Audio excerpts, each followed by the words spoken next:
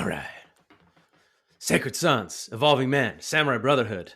Let's do this.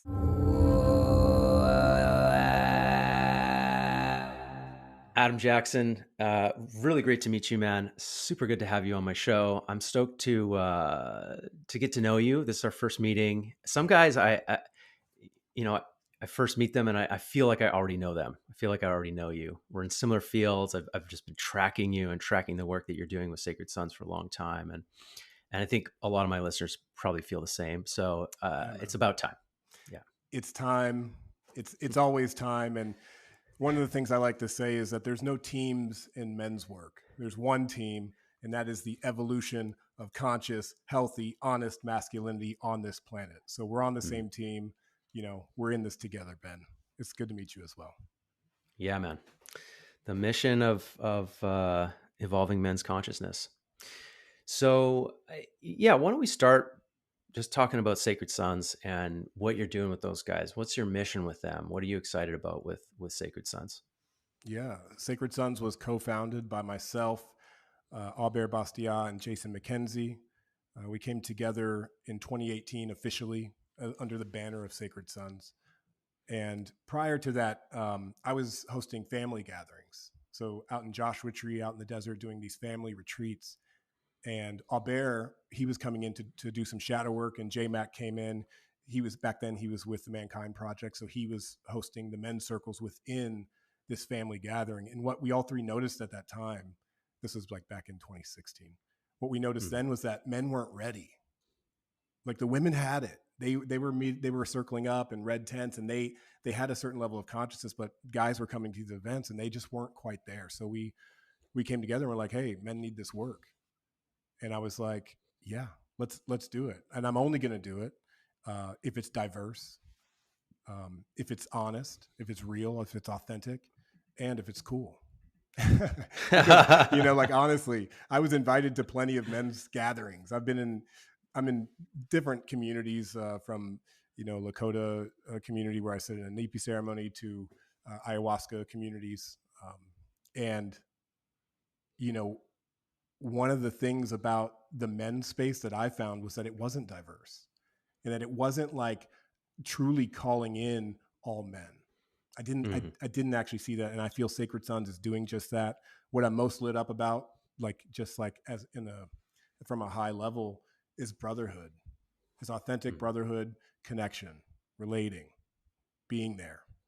And then like all the networking and all the magic happens beyond that. But, what we're creating with Sacred Sons is a place where men belong and where men can belong. And I can tell you from my personal experience, like I'm saying, being invited to other men's circles where it was like, it didn't feel like that. It didn't feel like it was a space for all men, that truly all of myself was welcome in those spaces. And so that's one of the pieces that I've really chosen to instill within Sacred Sons. When men come into our space, all of you is welcome. All of you is welcome. And so, we don't call our work men's work these days. We've always led with masculine alchemy. And, anyone who identifies as a man, anyone who's willing to step in and work on their masculine, that's who we're calling in. And so it's really grown since those early days, and would love to speak more about like the actual offerings. So. Yeah, I want to hear that from you. So I love this concept of inviting all men as well as all of the man or the person who's in front of you. How Yeah, my worst fear for my men's community that I'm a part of is for it to be homogenous. Like my ultimate ideal is that it's very diverse and that there's like a diversity of opinions, and we get that from time to time in a group where some guys get upset that other guys have different opinions and like, we got to do something about this. And I'm like, wait a minute, like, no, what we actually need to do is learn how to be with each other despite our differences. That's how you Yes. right. Yes. So how do you, which is why I let like COVID or politics come up from time to time in my group meetings, because I want to see how the men are practicing respecting and loving one another, despite maybe thinking the other guy's crazy. Like his idea is just, It just doesn't And it understand, might not even be right? an idea, Ben. Sometimes it's the embodiment of that man. We've Mm, literally had cops and former criminals in our spaces. You know, right. it doesn't even have to be over a thought or an idea. It could just be like, who you are fucking triggers me. Like the Yep. fact that you're a cop and you're here and you're in this cave and we're doing this work together fucking can be terrifying for someone who is potentially like abused or, forcefully hurt by police. And we've had those men in those spaces, and we really, like, my role in this is really genuinely calling that in, because I am an embodiment of that, right? So when we talk about embodiment, right? Like I'm biracial. My mother's white, my father's black. So I come from two culturally different backgrounds. So like as I my mission in calling that in is super authentic to me, right? And men Yeah. believe me. This is why I believe Sacred Sons has been able to achieve that level of diversity. It's me, it's Albert, it's Kareem, it's Joe Sparidan in Utah. It's my brother Elliot, who is that police officer turned bounty hunter who I'm referencing, because this is a real thing that happened. And by Right. the way, those men who had that charge, where there was a brother who was like, yeah, man, I had a cop put a foot on my neck, and he released this charge to, I'm sorry for saying names. I shouldn't really say names, and due to keeping things Confidential. Yeah. confidential. But, um, like now these men are connected. These men have moved through that energy. They're actual brothers. They actually call and check in on each other. And this Hmm. is the work, and this is the mission of Sacred Sons. Like, it's for all of us to humble ourselves. It's for all of us to acknowledge the things that we don't know. It's for all of Uh-huh. us to get connected back to our spirits, back into our bodies, and back to the earth itself. This is the Hmm. work of Sacred Sons. This is where we're going with it. And all of those other concepts and right and wrong and all that stuff, we squash that shit immediately coming into our space. And we've been able to do that through our embodiment. Uh-huh. I'm an addictions counselor, an addictions coach, and I work with that population a lot. I've seen what that sickness looks like in a person, and we all see what that sickness looks like at a population level, Mm-hmm. and we see other forms of illness like depression, anxiety, all forms of mental illness afflicting people. And interestingly, like as we've become more and more comfortable as a society, as the poorest among us have been brought up a bit, um, the world's basically never been safer, believe it or not, Yeah. right? Yeah. uh, Mental illness and addiction is like it continues to rise. Suicide continues to rise. And why is that? Why do we have so much? Well, what is addiction? Addiction at its root is a disconnection from self and community. Exactly. So, and so is depression. Like, you feel totally untethered from the life force, and you Yeah. don't want to live. And so the opposite of addiction is not sobriety. The opposite of addiction It's is connection. connection. That's exactly Yeah. right. So this is why for me the mission, this mission of carrying men's work or masculine alchemy, I love that term, to as many individuals as possible, is if it fits in line with like my life's mission, right? Which is create as much connection to self and connection to community as I can. Because Yeah. that, if we're going to heal addiction, if we're going to heal mental illness, we need to figure out how to connect better with each other and Yeah. move past the differences, right? Move past the differences of opinion, or the differences of, status. You're a cop, I'm a criminal, and see the humanness in each other, Right. and we have to create the space for that to occur, you know, Yeah. and that occurs best in like a sacred space, a very safe space, Yeah. How often right? as men do we get the opportunity to lay it down, to peel back the layers of resistance that we have towards one another? Like when you come into a Sacred Sun space, no one's asking you what you do for work right off the jump. No one's asking you how much is in your bank account. In fact, those are like the last conversations we have.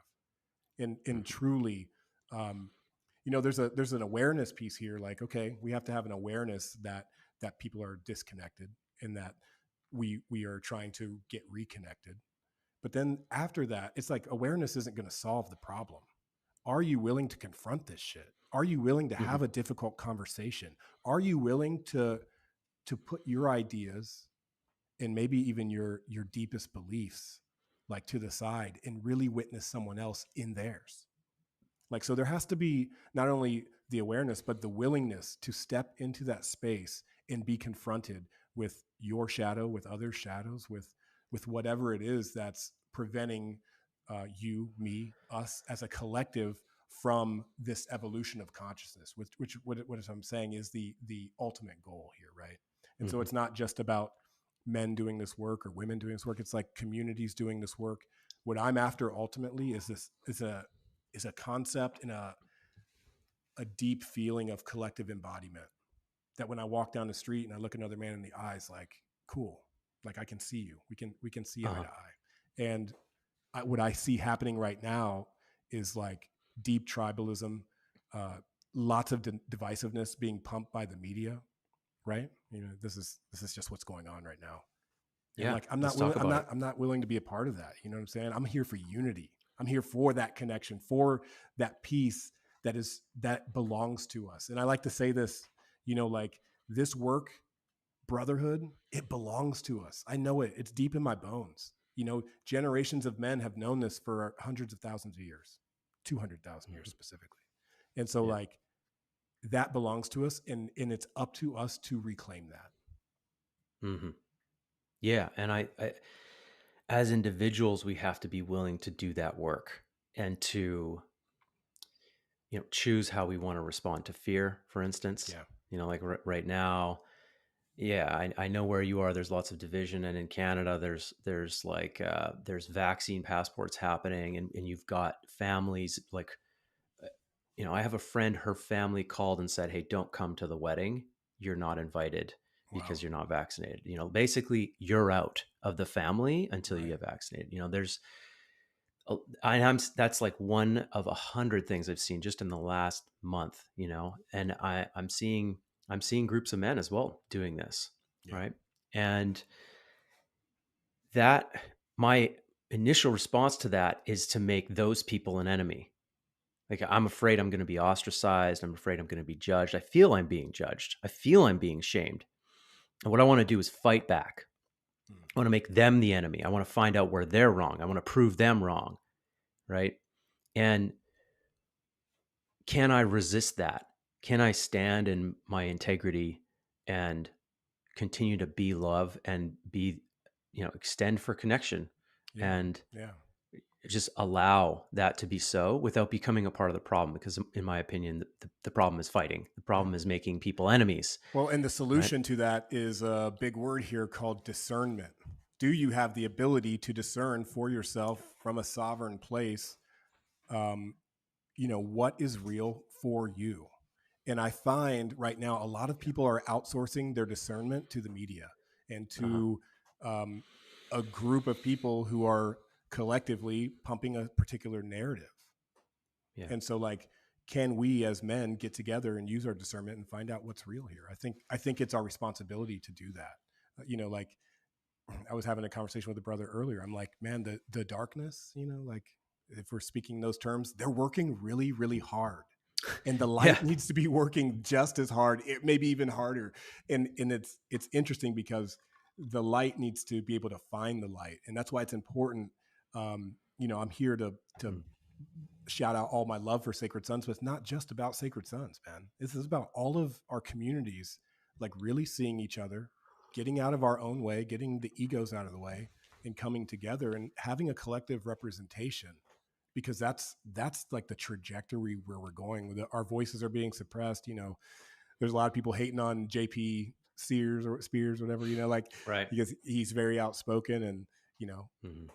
I'm not necessarily on that tip where it's like, well, let me just rewind there. There's a lot of people speaking to it, right? And it's Yeah.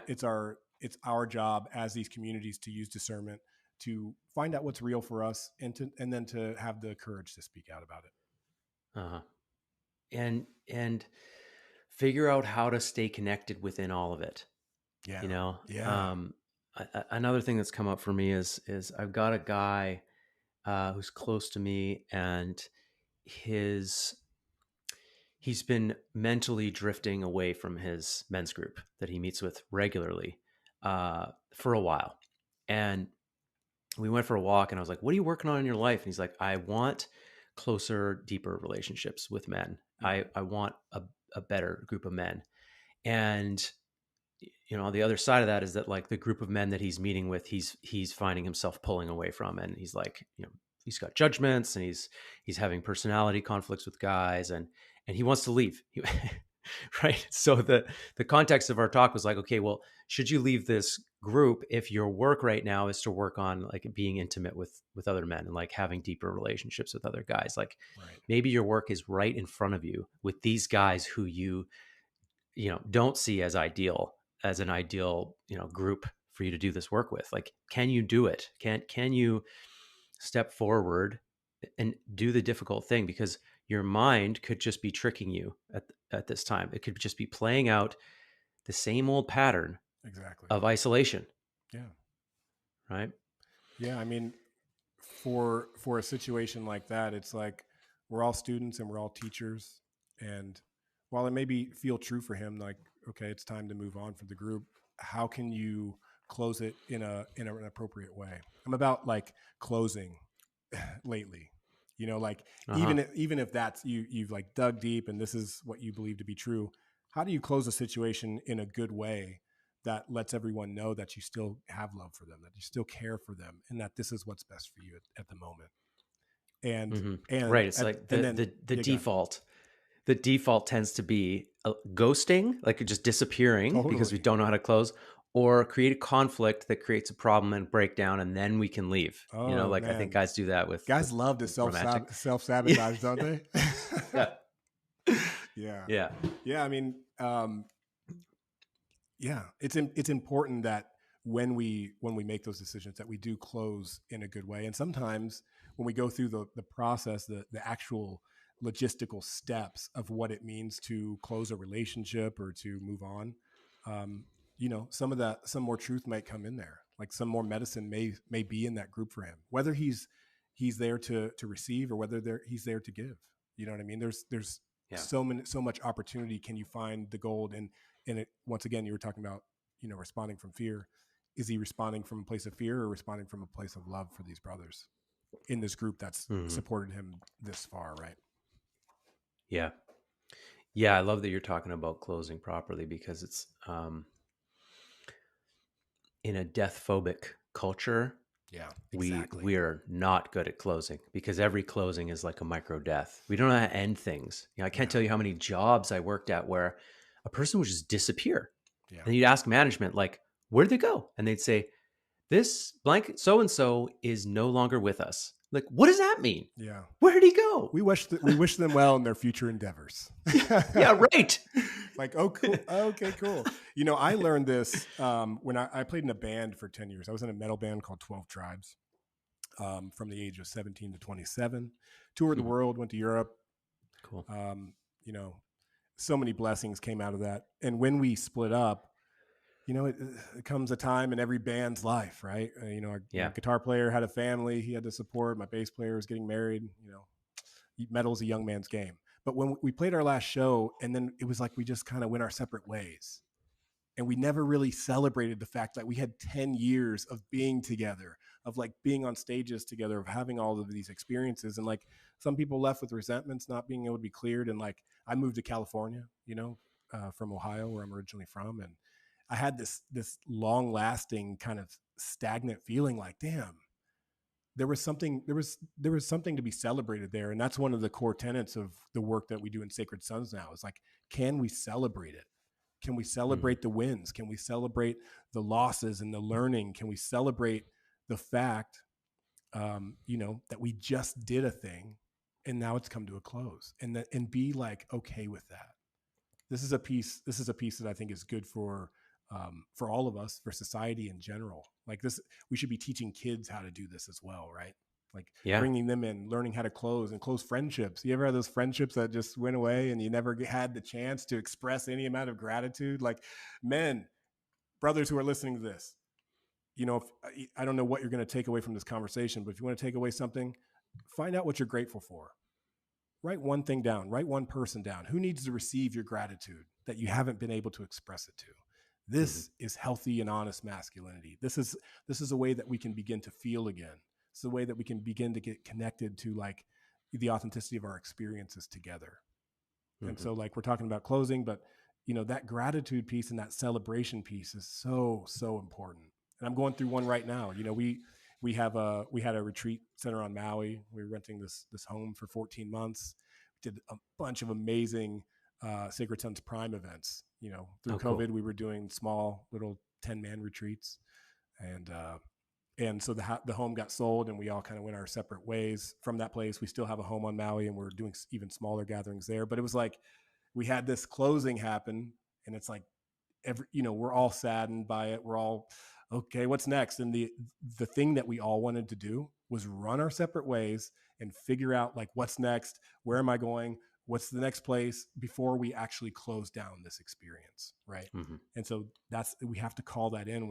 If you find yourself in the midst of a transition, have the authority over yourself to be able to call that in, so that chapters can fully close. Uh-huh. Yeah, I wish I had messaged you guys because I think I was in Maui at the same time as you last winter. Yeah.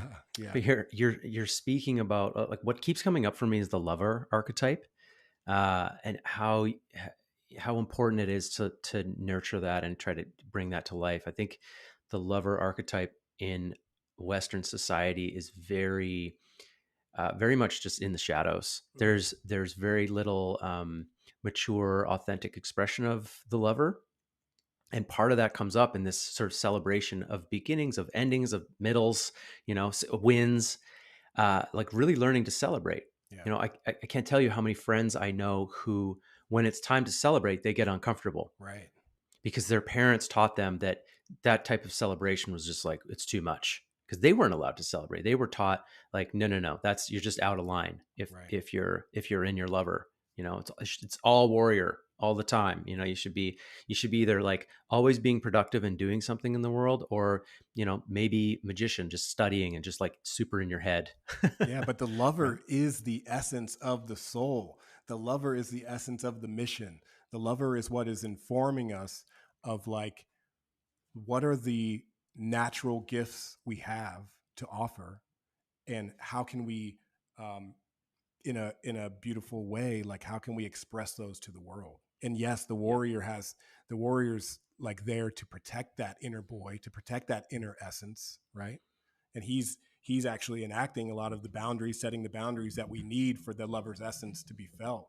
But Hmm. our warrior, like you're speaking to, gets a little misconstrued, and our magician starts to take over, and then the lover becomes addicted, and the lover Uh-huh. turns to sex, and the lover turns to drug addiction and porn addiction, and all of these different ways that we can be consumed because we're suppressing that little boy, right? Yep. Yeah, or impotence, right? That's the other shadow pole. It's just like going totally flat, like It's a good point. without that essence of the lover, it, the other sides of a person feel dead. Like it really is the sort of life force Mm, behind everything. So I really love how you guys with Sacred Sons, you spend a lot of time, it seems like, in that sort of e- emotional space, but also just like all kinds of other expressions, yeah, like dancing and movement and, yeah. I can tell hands you. on each other, contact. It's like a lot of times it looks like you guys are just on MDMA, just like cuddle puddles. That's exactly why we say brotherhood is the medicine. That's the medicine we're on, truly. And Yeah. what happens is on the other side of the confrontation, that the hard conversation is a massive celebration, is a big win for all of us.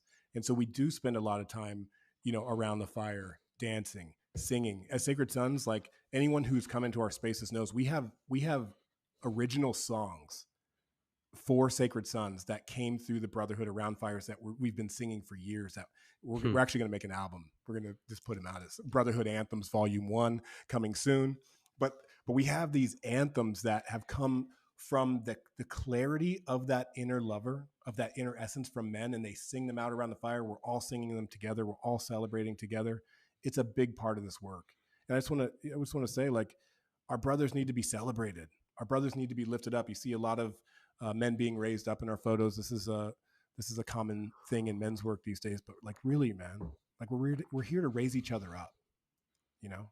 But Mm. in order to get to that place, we have to be willing to go through the shit. We have to be willing to look at ourselves. And so, yeah, I don't know exactly what the perception is from the outside in, because I'm so close to it. You know, I don't know what the perception of Sacred Sons is, but I can guarantee you our spaces are diverse, they're alive, they're very real, and at the end of the day, man, we are dancing, we are celebrating, and there's a little bit of cacao in there too. Cacao is a nice, gentle, heart opener medicine. That's the only substance that we had at my wedding. Yeah, Nice. and I spoke about MDMA, and there is like, yeah, there's a piece there around how, there are these substances that kind of like can open you up, Mm-hmm. and if you're listening to this and you've had profound moments of connection on MDMA, or Yes, I have. profound moments of connection while you're drunk, like, it's a little different when you're drunk, but it's funny, the things that come out of people when they're drunk, the honesty that sometimes spews forth when the filters are no longer there. Yeah. And sometimes it's like inconsiderate, angry stuff. But other times it's like, man, I want you to know I love you so much, man. Like, I don't say it enough. Like, I That, really love you. but why? Right. Why does it take until you're inebriated? Why does it take until you have Yeah. the pills, right? So in a contrast to yourself, I believe, you know, I grew up straight edge. I was absolutely drug and alcohol free until the age of 31 when I started Mm, my plant medicine journey. And so even through those years of touring and being in a band, I never drank, I never got high or anything like that. And mm. so I really cultivated that within myself. Like, how can I get to these places and spaces and be able to feel as lit as everybody else? But the realization is that we are the drugs. All of Yeah. those chemicals are only triggering things within ourself and our own bodies that already belong to us. Again, if it's about belonging, your joy, your pleasure, your happiness, your pain, it belongs to you. And so, while those mechanisms are great, and yes, I have enjoyed MDMA, you know, wonderfully, especially in romantic partnership. It's actually a tool my partner Hannah and I have used in the past before our son was born. But and it can be a great tool for that. But the truth of the matter is when we're connected, those feelings are accessible. Those Mhm. highs, those moments of being lit, and they're so much better when it's clear. And they're so much better when I can look at my brother in the eyes and be like, bro, I love you. Thank you for your experience, your wisdom, your teachings, your embodiment. Thank you. And to know that that's coming from me. It's not coming Mhm. from the mushrooms. It's not coming from the alcohol. It's not coming from those drugs. It's coming from brotherhood, because Yeah. brotherhood is the medicine. The medicine. 100%. 100%. But that's why we came up with that saying, because people will be so lit at our gatherings. Truly, we were Yeah. celebrating, like, wow, like, what is this? And that's what it came is. It was like, Uh-huh. and trust me, listen, I sit in medicine circles, as I mentioned earlier, and I can honestly say it's this has been the biggest teacher for me. This has been the best medicine, because it comes from that space of clarity, because it Uh-huh. comes from that space of connection. A lot of the plant medicine ceremonies, while they're in community, are still an individual experience. And so that Yes. collective embodiment, that collective experience, that collective raising up of all the ships, that is like, it's the most beautiful ceremony I've ever been a part of. Hmm. Amen. Yeah. I did a bunch of drugs and alcohol in my teens, went to rehab, went to AA 12-step programs for 15 years, became an addictions Yeah. worker, Yeah. totally clean and sober other than smoking, coffee, video games for 15 years. Um, Yeah. but had to learn the same thing as you, how to show up in a way where I'm sort of bringing more of myself through. Like, I can't cheat, it's like alcohol, MDMA, any substance can be a bit of a cheat to sort of get yourself to a place, um, or a teleportation, let's say. And then right around the same age as you, like 30, found plant medicine work and started doing that work there. Yeah. And I agree. It's like, it's just an entirely different experience. You're doing like stuff on the spiritual plane there, but learning. learning how to get to that place where the honesty is spewing out of you, where your honest, your truth is just coming out of you in a, you know, unaltered place. Uh, that's possible. It's just, and it's beautiful. Like that is the medicine. Yeah. It's just not, it's not set up in the society. We're a highly traumatized, highly divided people with, a dark history, and everybody's carrying all kinds of like wounding, and like our entire generation was left to just cry it out when we needed our parents. Like there's like dozens of things you could mention that you're like, oh, okay, like no wonder you guys are messed up. Um and we're not taught how to be in relationship. We're not taught how to be in brotherhood in school. Yeah. The best thing that maybe we get is like a sports team, where you learn to have each other's back on the field. But it's not there. So we need to go to these spaces. Like if you're listening to this and you feel that calling, like, yeah, I want something more than this, just the daily runaround out here. Yeah. I want to feel that sense of aliveness that Ben and Adam are talking about. Go and find a men's group, or go and find some kind of an intentional community that their mission is to create this medicine, this connection between people. It'll be the best thing you ever do. Man, it's priceless. Truly.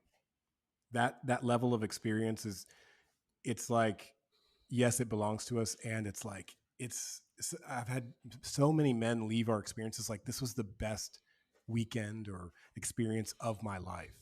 And just as other substances, this medicine of brotherhood, there can be there needs to be integration, because there can be a huge contraction from it. You're like, wow, I'm Hmm. immersed in this connection. I finally am myself for the first time. I cried for the first time in fucking 10 years, whatever it is, whatever release or transmutation happened, whatever type of healing is happening. And then you go back and it's like, damn, now I'm back in my isolated box. And so Sacred Sons has put a lot of effort into maintaining our brotherhood in between events, because it's not always about showing up on a weekend, right? Like, how do we keep that essence of the brotherhood and of the lover going in our own lives? And so we created our own brothership, which is a like a back end channel and an app where it's private, and it's our own community group. We have calls on there weekly, for men to show up to. And what I've seen happen from that is that men maintain those relationships. And I've said this before, but like, one of the biggest challenges I've seen with men over 30, they don't have friends. Hmm. Period. Yep. It's like simple shit, man. It's like, oh, you don't have friends? Well, let's get you connected to some like-hearted individuals. Maybe you can start having some fucking friendships in your life again after Yeah. 20 years. Yep. Stop putting all this shit on your wife and your kids, and start talking to your fucking brothers. Let's go. Let's go. It's Yeah. simple shit, bro. It's really simple stuff, and it's important because of what you said. We weren't taught. We were actually taught the opposite. We were taught to lone wolf it. We were taught we had to carry it alone. We were taught we had to do it all on our own. And so Hmm. what we are just raising the curtain for a lot of these brothers is like, no, man, you don't have to do it alone. Like, that big project you got, that big win that's right over that ridge, let us fucking support you. Tell Yep. us, unload it. Let's raise you up so you can get there. And guess what? When you get there, when you have the big win, you'll look back and we'll be fucking cheering for you, because that's not Yeah. the world we were raised in. And so it's important that we begin once again to like embed that into our culture as men. And make no mistake, men are creating and informing culture constantly. Hmm. Women are informed by nature. Women are on the cycle of the moon. Women are in their essence, the feminine is highly attuned to nature, and men within the masculine, it is highly attuned to culture, right? And so it's Hmm. up to us as men in this year 2021 right now to create a new culture that has embedded within it this type of connection. Because Yep. the culture that I see is like, and we could talk about initiations, but men are initiated through alcohol, through like, I'm 16, I get to drive a car. Like, oh, cool, I'm 21, I get to drink and smoke now. It's like, Yep. these are not true initiations. These are Yeah. bypasses. Yeah, you just do some stupid shit. Like that's how you initiate yourself. You get into some trouble and, hurt, break something, or create a story Yeah. And then that before you know it, a man becomes a father and he's like, fuck, yeah like, I don't know what to do here. How do I don't know how to support a mother, a new mom through having our first child, like, and that can be even more isolating. yeah. I have experience in my own life with that. Yeah, I want to talk about that. I want to get into fatherhood in a sec. Yeah, um, as a coach, when I'm doing an assessment with the guy, no matter what problem, I don't only deal with guys who have an addiction to deal with. I also help guys with relationships or this. They want to learn what men's work is, right? What's men's alchemy. When I do an inventory on the guy's life and I ask him to just rate 1 to 10, mentally, emotionally, physically, spiritually, socially, Yeah. where are you at with all of those? Socially is usually the lowest rank. Like, how is that possible? Yeah. Well, because you're And spending all day at work hustling to make yeah, the money, to make the rent, to pay the bills, and before you know it, you've lost sight of what's most important. yeah, Yeah. yeah, yeah. So we need to learn to give that some energy, even though it might not make us money right away, or it might, it's which is funny though, because it eventually does. Like when you improve the quality of your relationships, your connections are better, your energy is better, you have more fire to like create what you actually want to create in your life. You have people behind you pushing. Like I've seen so many men level up exponentially as a result of creating those relationships, and myself included. This podcast wouldn't exist if my men's group hadn't lit me up and said, "Dude, stop stop it with your Airbnb business. You got to Mm, do more than that, you know?" yeah. And I was like, "They're right, you know?" And so here I am. My life has changed. Yeah, man. And so there's two men speaking about this right now who have both had their lives improved individually and collectively, right, by doing this type of work. And what did I want to say here? Yeah, man. I guess one of the things I could just say from this place that I'm most proud of within Sacred Sons is I'm 41 years old, and I have some of the closest brothers and friendships and relationships that I've had, more than any other time in my life. And I don't know how many guys in their 40s can truly say that. And I'm talking about men I can be honest with. I'm talking about men that can see my blind spots and fucking tell me. I'm talking about brothers who can see when I'm off of the path of my purpose and off the path of my mission. It can help me like recalibrate. That's the kind of shit that's important.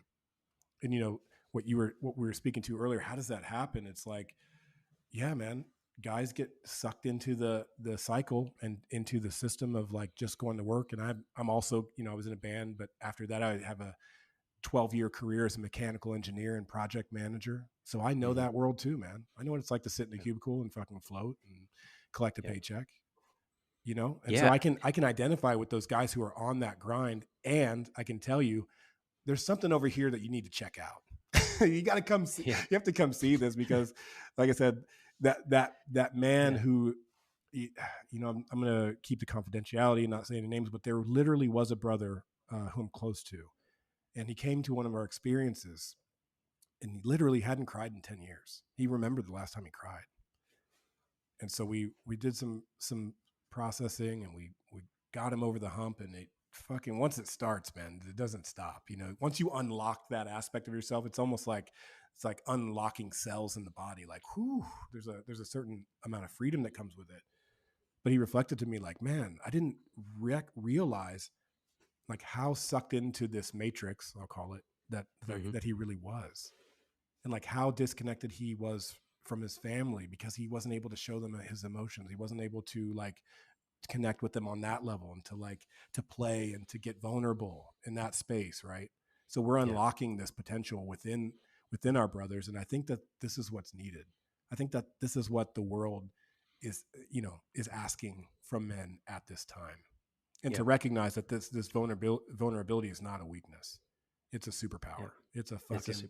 It's a Yeah, super strength. And when we recognize that, like watch what happens to the collective culture here. Watch what Hmm. happens to the culture once we realize that that vulnerability is strength. Yeah. We wake up, we become fully alive. Like when you're 41, I assume you start thinking about, how am I going to live a long life? I'm not done here yet. And I feel like I'm getting a little old. How do I, what life extension becomes something that's sort of in your consciousness from Mm-hmm. time to time. And if you look at people who live a long time, one of the number one factors is the quality of their relationships Yeah. and their sense of meaning and feeling connected to a community. In Okinawa, that's how it is. Like people don't retire in Okinawa, Japan. There's one. It has they have like 10 times more centenarians there than in most other places in the world, and there's a sense of community there that's super unique. And people are contributing and feel like they're a part of the community until the day they die. And Yeah. well into their hundreds, they're still sort of doing stuff, and they're always welcome. And there's this sense of connection. If you look at our culture, that there isn't that. That's not naturally there. We need to create that ourselves. Yeah, Yeah. we And need to create it. we're up against it's an uphill battle truly because there are so many distractions for us right now at this time, right? Like the phone is a fucking huge distraction. What's going on in the world around us is a huge distraction. The whatever it is, the video games, right? Yeah. And there's a sense when we're in community that those distractions start to quiet and the relationships start to amplify. And the love and the connection between us is so much more interesting than this post or than this game or than this or that, whatever that distraction is. And that's a part of our human nature that we actually have to do work in reclaiming. We have to reclaim our Hmm. attention, truly. Yeah. Like, where Yeah. is your attention going, man? And that's what it is. This is all, like, I preface by saying this is all simple stuff, but it's simple, but it's not easy. It takes work. It takes devotion. It takes dedication. And yeah, I think for me, fatherhood is a part of that piece that reawakened that within myself. You know what Yeah. I mean? So Like it's right there. It's always on the tip of my tongue because that's when I really got shaken up. Like, oh, what am I doing here? Like, I want my children to be raised up with strong brothers and sisters around, with community around, with play yeah. embedded into our daily lives, and with my presence as a man, as a father, as a friend, as a lover to be felt. Because you know my if I'm just here to be honest, like my attention would go to ganja. I love smoking Hmm. weed, I'm not gonna lie. My attention goes to my phone. I got like 5 chess games going on my phone right now. you know but in opposite of that, like my son Noah, who's 6 about to turn 7, like him and I play chess. So like how can I get rid of some of these distractions and bring my attention to what's important, that's informed by the culture that I am creating within my own family. Hmm. Yeah. And so you're talking to a guy who, I'm 37. Yeah. I'm married. We don't have kids. She's not pregnant. And we're like hanging out on the sidelines here, and we're looking at the world, and Yeah. we're like, geez, it's pretty crazy out there. And we're looking at our energy levels, and we're like, oh, do we really, it's a big investment. It's the biggest investment of your life.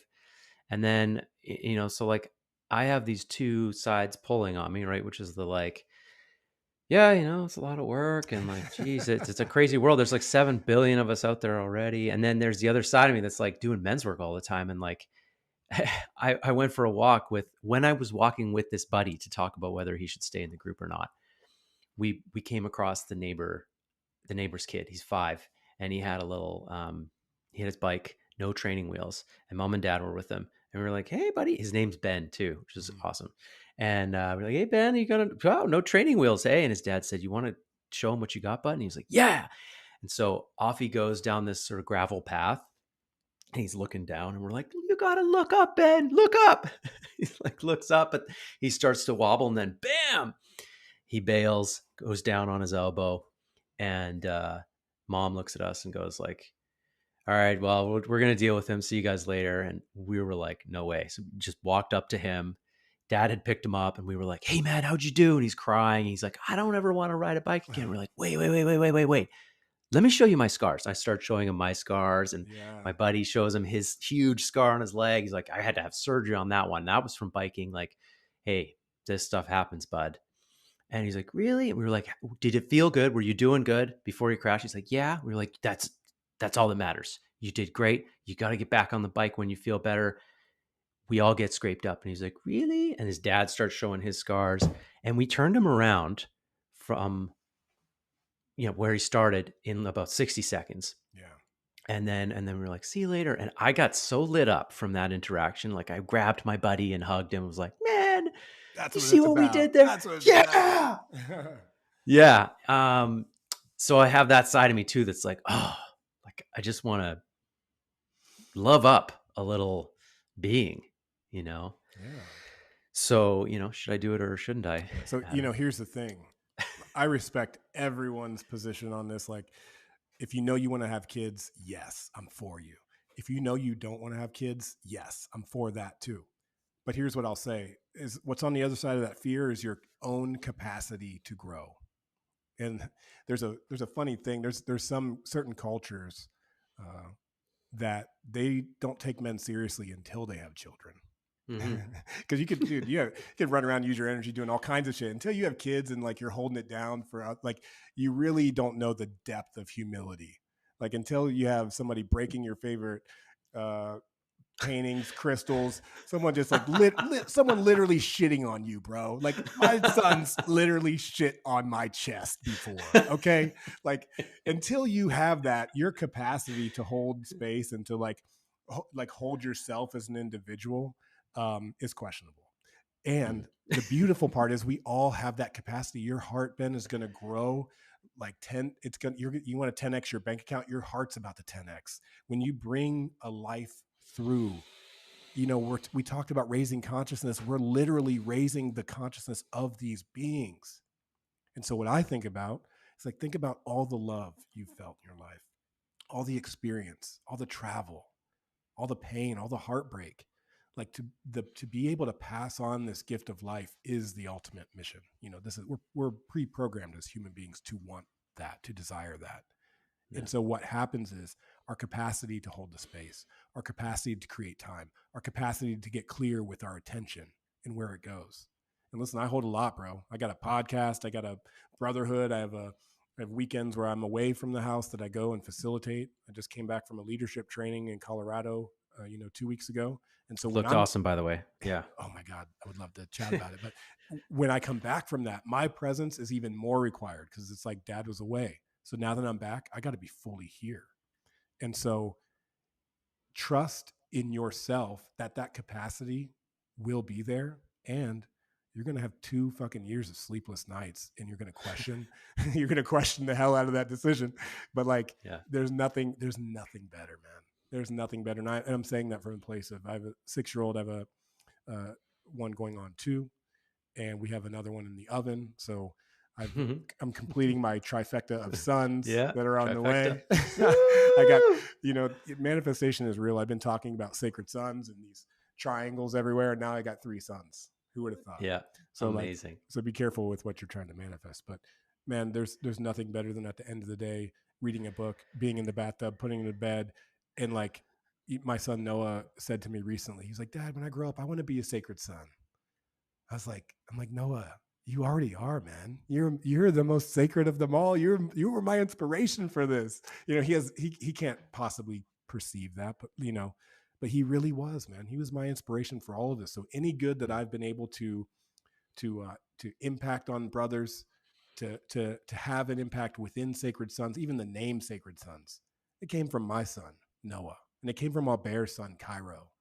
You know what I'm Mm. saying? And it came from those little boys that are within each of us.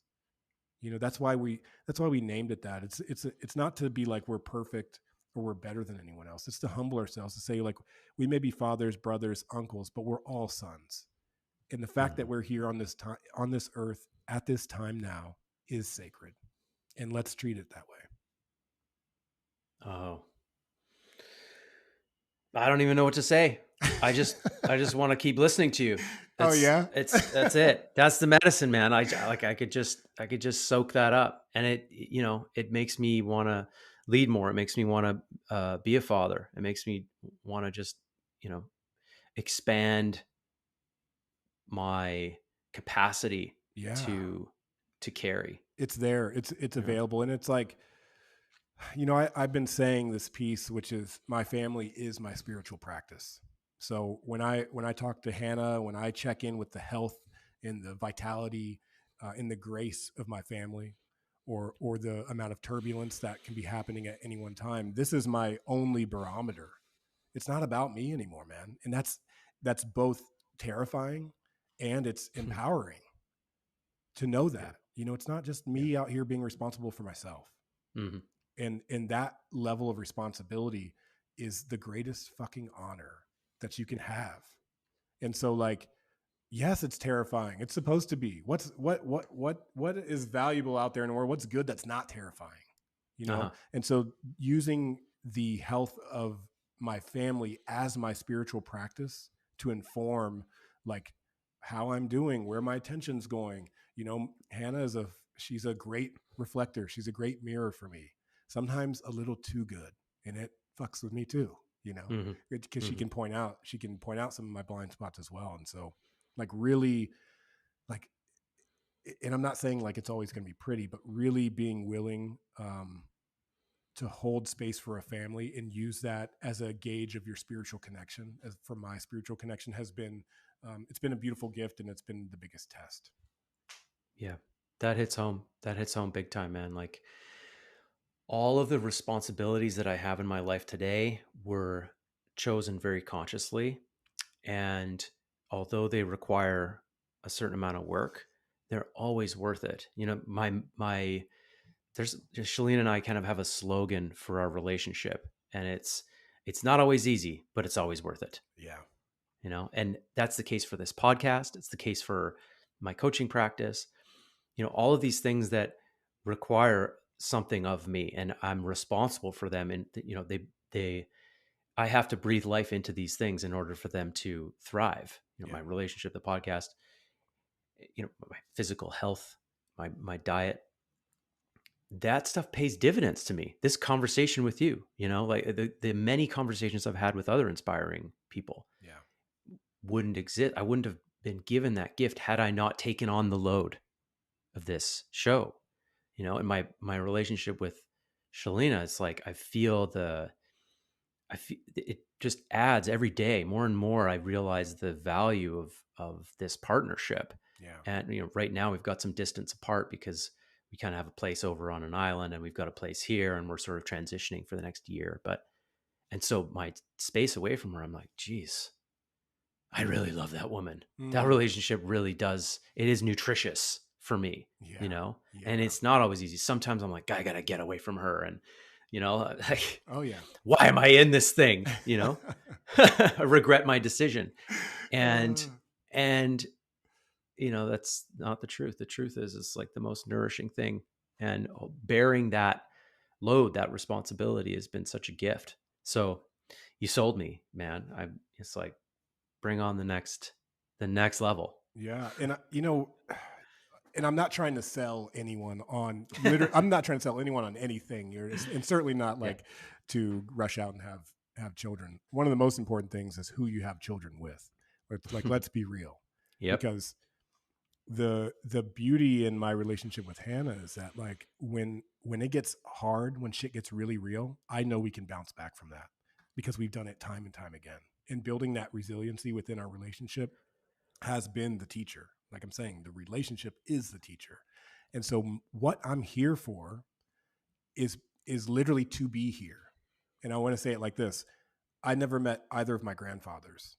They both passed away before I was born, when my parents were fairly young, um, one by suicide and the other by a heart attack. Mm.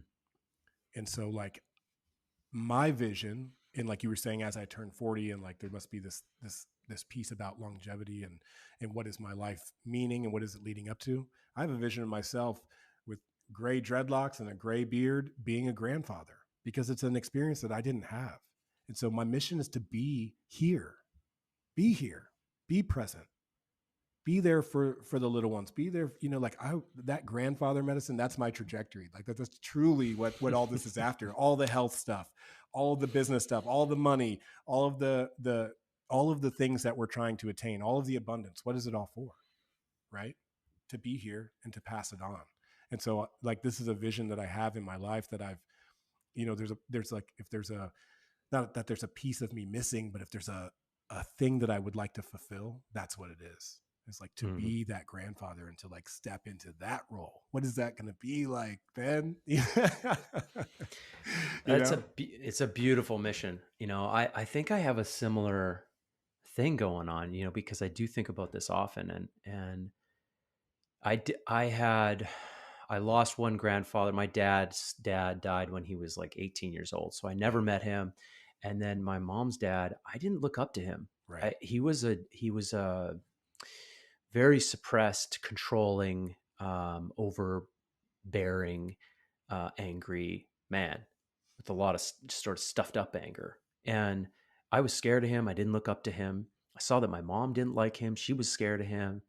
And so in a sense, like I never had this experience of like an old wise man who I looked up to. Yeah.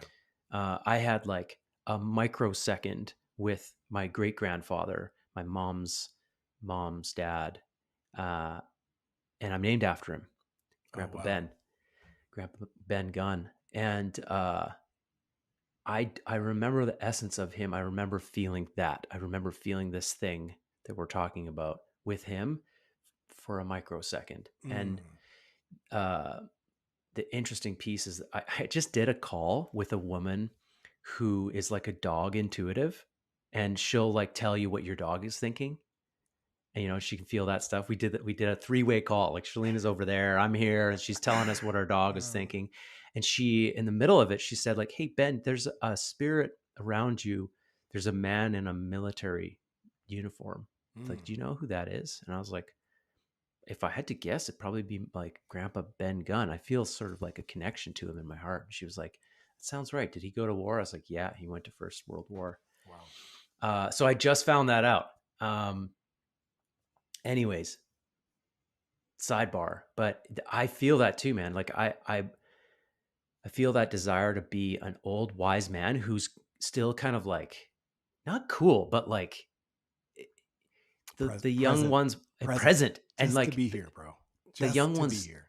they feel you. You Mm-hmm. see them, they see you, and they can feel your wisdom. You're not. I have a desire to just be, sort of the opposite of what my grandpa was, which is like heart open, you know, and yeah, present Yeah. for them, and to die Listen. that way, Yeah. right? Yeah, man. Yeah. And I want to reflect to you, if you have time for sessions for psychics with your dog, you probably have capacity to start on like the calling the children. you know, that's like, wow, you do have some time on your hands, bro. You got it. But Yeah, we're no, getting it out of the way for now. We're just getting all that extra stuff done early. Hey? yeah, what came up for me, I'm named Adam, right? So my narrative is like, oh, this starts with me. Uh-huh. This starts with me. I'm the first of my name and my family in this way.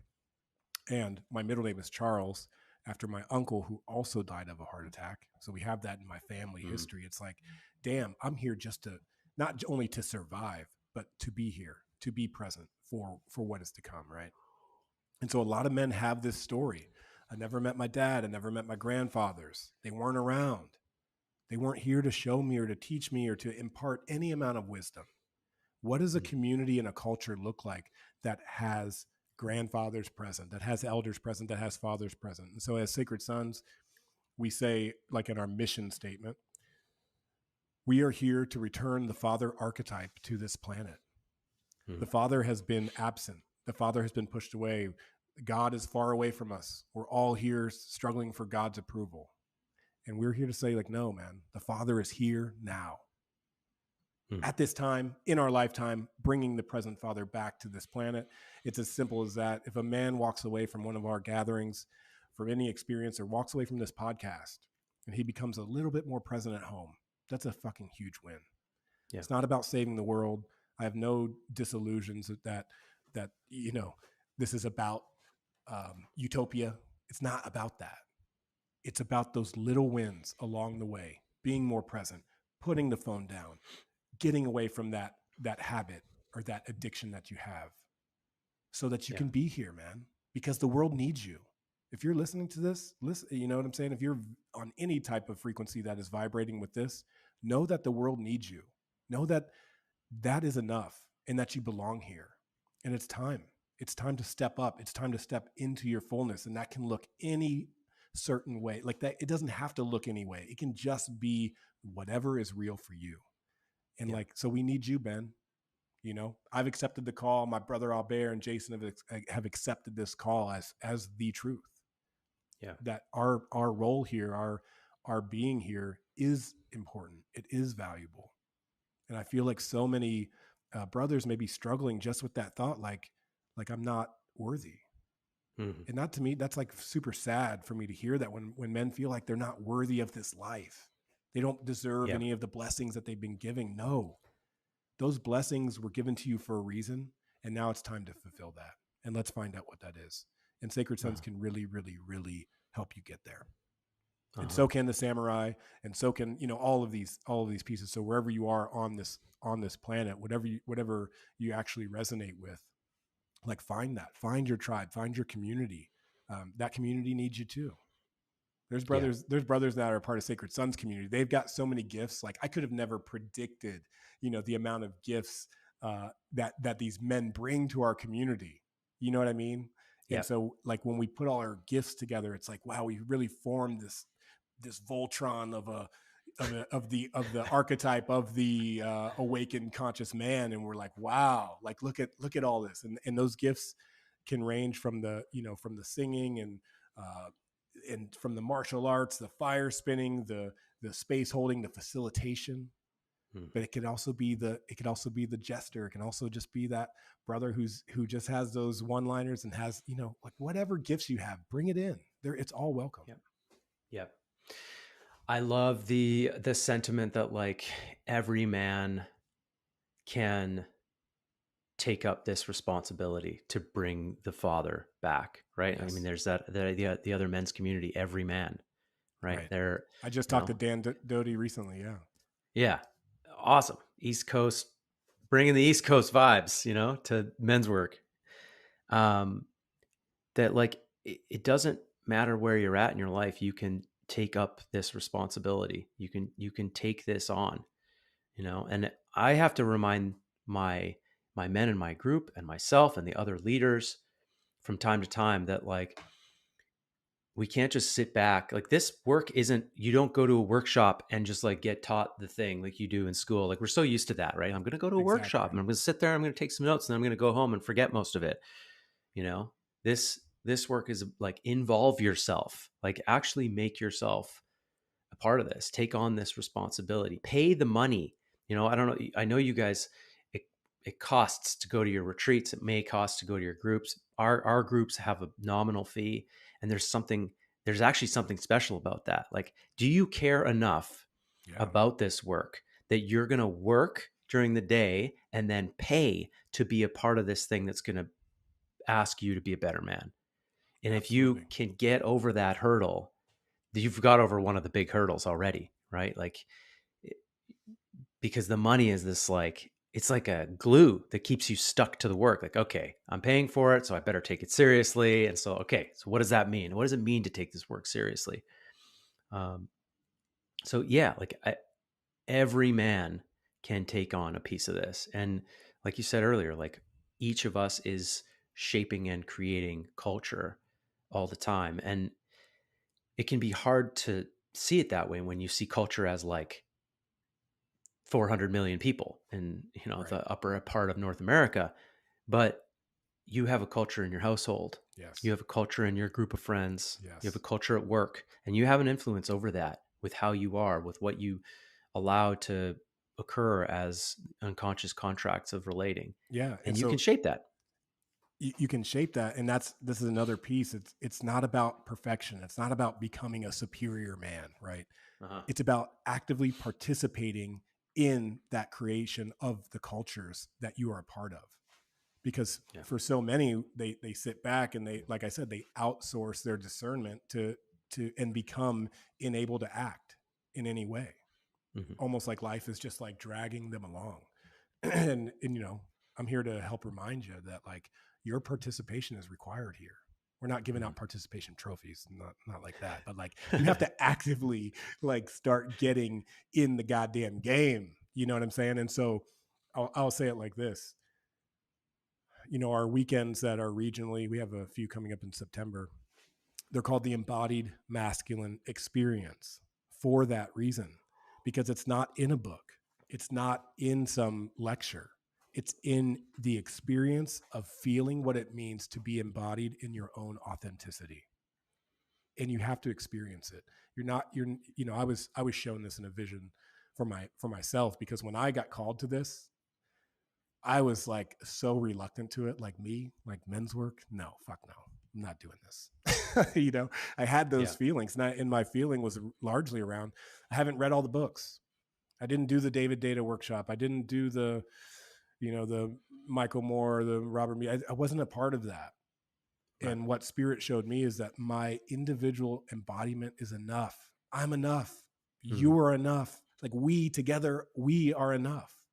And so it's in like, I love what you said, because it's not about coming, getting the download, getting a tool and going home and like, cool, I got this now. It's about the active participation in this experience of life. And that is what these men are getting when they come to Sacred Sons. And yes, it does cost money to come, but we also have a really robust scholarship program, which we're committed to 1 in 5 of the men at every single one of our gatherings, every training, every leadership training, every council is scholarshiped fully. So if Wow. you, when you see pictures of our groups that are 100 men deep, know that 1 in every 5 of those men is a scholarship. Black, white, financial hardship, doesn't matter. If you need a scholarship, we got you. Like Wow. that's the level of dedication that we're giving to this. And that's why it costs money for the other guys. And trust me, at the end of our weekends, nobody's complaining about what it cost. Or in like, Yeah. and I've even Yeah. had brothers, you know, brothers who can afford it. They're like helping guys get plane tickets to come out sometimes. It's like that's the Yeah. level of the network and the connection.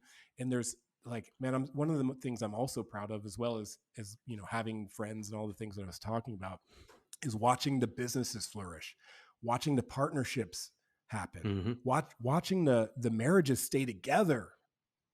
Whew, Yeah. that's big work. That's big medicine for, you know, for someone in our position to be able to like sit back and watch these things happen. So when I see the brothers who may have never met or might look at like I would never connect with that guy, and now they're on a path, they're doing a business together, or one guy's funding another guy's business, or you know, like there's all of these connections happening within our networks. That is just, it's so beautiful. It's mycelial. It's happening, like it's happening all the time now, and Yeah. like that's a beautiful thing to be a part of, truly. 100%. Yeah. One of my latest, wins looking at the space is some guys that I know who are connected through Brotherhood who they're creating an app to connect people, which is like everyone's like, is there really like more space for social media? But this is like it's Yeah, almost like the anti social media because it's meant to connect people in person. And yeah, it's beautiful to watch what happens when you create a depth of relationship and trust in yeah, people. It's amazing that you guys offer scholarship and that you're committed to inclusivity. Yeah, and across uh, income.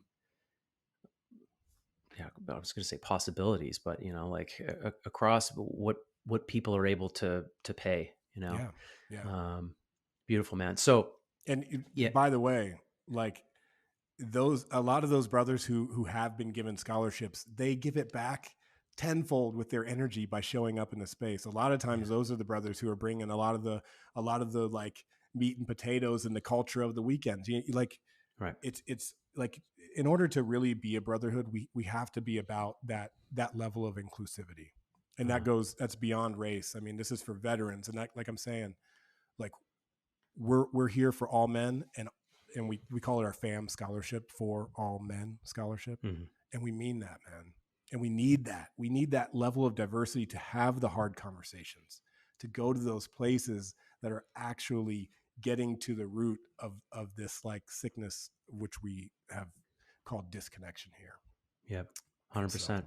yeah. It's if you do put the money down, it's the best money you've ever spent in your life. Oh, yeah. I've It's always good to invest in yourself. 100%. So, okay. So yeah, let's give everybody the full scope of everything that Sacred Sons does and where they can find it and how they can be a part of it. Yeah, absolutely. The best way to get connected with us is we also have an app. It's called the Brothership. So get on the Brothership, go to sacredsons.com, click on start here. And so you were speaking about social media, and there is room for more social media. And the reason is because there's a need for private communities. Um, this Facebook and Instagram stuff is great. It's also like an endless cycle. And Hmm. so our app is dedicated to connection. Like men are coming into our app and then coming to experiences, or they're coming to experiences and then they're integrating on the app and staying connected that way. So our social media and our Brothership app is all designed in a way to continue and maintain those connections. So the Brothership is the best way to get started with Sacred Sons if you're like coming in for the first time. We also have, I'm going to look at my calendar here. We have 3 embodied masculine experiences coming up in September. If you're interested Wow. in this work, we have the embodied masculine experience Pacific Northwest in Oregon. That's September 9th through 12th. If you're on the East Coast, we have the EMX Buffalo, New York. That's September 16th through 19th. And then the following week, we have the EMX Atlanta. That's September 23rd through 26th. So we have Wow. regions now throughout the United States where our men who are coming through our leadership training are hosting these EMX experiences. They're typically 30 to 40 men. One of the Sacred Sons Triad is typically at one. We split up and kind of do the events, but Uh, yeah, man. Like if you're looking for community, if you're looking for tribe, this is the time. There's never been an easier time to get connected. It's really about, like I said earlier, you have the awareness, you understand the value, and then you have the willingness to step in. And I guarantee you, once you step in, once you see it, you can't unsee it. Once you feel the medicine of brotherhood, you can't unfeel it. It's a yeah. real thing. It's a real thing, man. Awesome invitation for men to step up and step into the work. Let's go, And men. It's let's time. go. It was time for us Thank to you. meet Ben. You know what I'm saying? And it's time for more men to be called into this work. There's never been a more important time, especially with all the divisiveness. If you are someone who's about unity and some of these other pieces that we're talking about, come and get with the Sacred Sons, get with the Samurai Brotherhood, find your tribe. Right now. Yeah. Yes, Right get it, now. Don't get it. wait for the pandemic to be over. Get into it right now. Yeah, man. Great, brother. Thank you, man, for taking the time to do this interview and to have a conversation with me and to get to know me. I've enjoyed getting to know you, and it's good to connect, man. I hope to meet you in person one day. I will surely come to one of your events as soon as I can. Yeah, well, we're gonna I'd have love to. we also do a convergence, which is our semi-annual big gathering of that's where you see like the big groups of 100 men, and by Mhm. now it's like a family reunion, man. Trevor Boehm, who you just interviewed, he comes out. Yeah. Yeah. Michael Gay, some of these guys, Stefano Sifandos, Kevin Walton, these are Uh-huh. all men who are a part of Sacred Sons, in big ways and in small ways, and we really come together. The next convergence is going to be the last weekend of October, and that one's going to be on the Oregon coast. Mm. More to come on that, but like I would love to invite you into that space, Ben. You can hold a little space, you can get a little love, you get a little medicine. Love to come. That's how we do it. That's the next convergence is going to be in October. Correct. Oh, if I can make it. If I'm allowed to cross the border, I'm coming, baby. Yeah, look for convergence. That's the tough thing with our Canadian brothers. Yeah. We're eventually we're going to have a Canadian convergence, but maybe with Ian McKenzie, there's a lot Yep. of Canadian brothers who we have up there. Um, but Yeah. yeah, look out for the next Sacred Sons convergence, October 28th through 31st on the Oregon coast. Sweet, man. Okay, we'll put the links in the bio, and yeah, let's connect again in a year or two, brother. I'm sure we're gonna have a lot more to say next time we connect, Yeah, and I'll have you on the let's keep it Sacred going. Sons podcast. Love to, man. Yeah, if Okay, you want to brother. hear more, sorry, I know you're trying Go to wrap ahead. it up. If No, you go want to ahead. hear more from me or Sacred Sons, you can always check into the Sacred Sons podcast. I'm doing weekly episodes. We have some phenomenal guests, a lot of inspiration. Like that's what I'm about on our show. It's like, it's about inspiration. It's about being authentic and telling real Mhm. stories. Mhm. Adam Jackson, thank you. Thank you, All brother. the best.